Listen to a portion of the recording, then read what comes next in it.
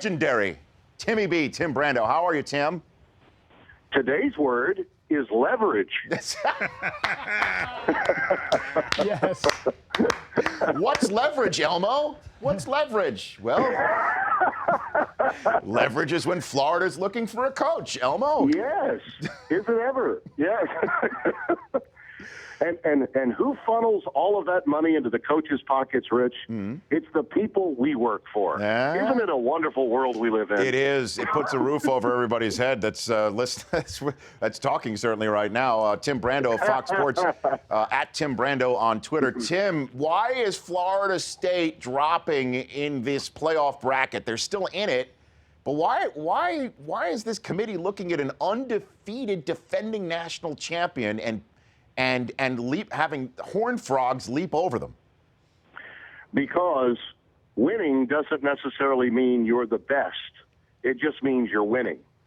And the mantra for this committee is to find the four best. Now, I would debate that, Rich, and I have many times over since the committee was formed. But let's remember now, the godforsaken DCS is gone. That's right. Thanks to the world and to God for that being over.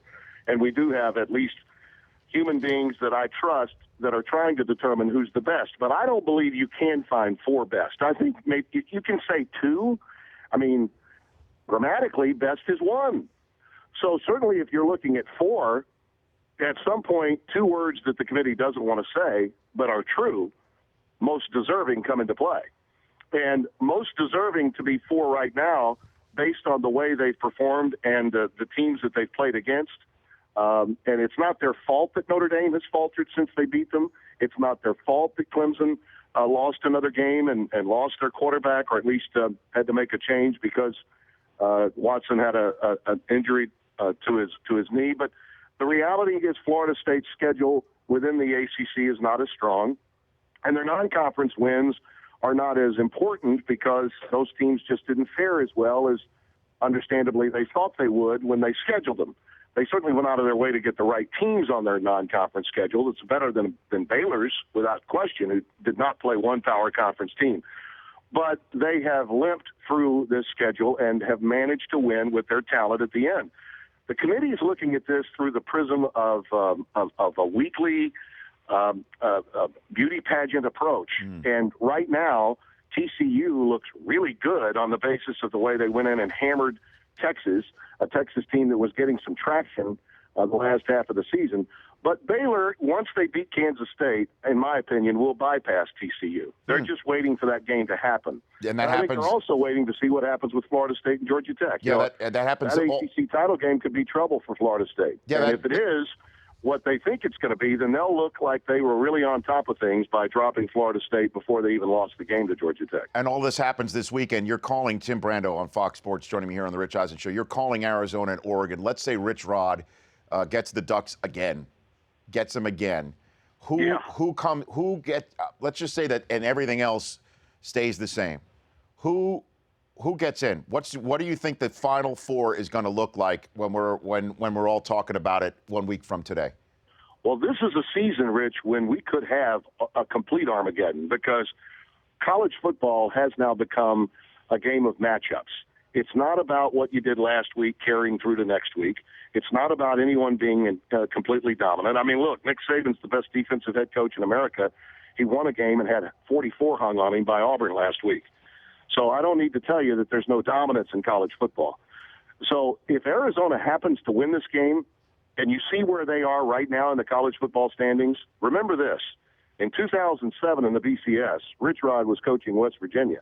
All he had to do was beat LaShawn McCoy and Pittsburgh and Dave Wanstadt's team in the rivalry that is the brawl between Pitt and West Virginia, and he would have been in the national championship. He didn't. LSU had lost to Arkansas the final week of the season.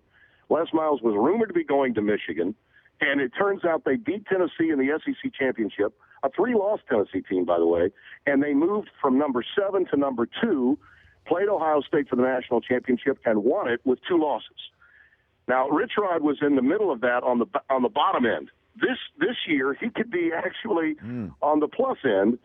Think about it. They have 2 losses. But their 2 losses are not bad losses. They've got more wins against top 25 teams than anybody that has 2 losses.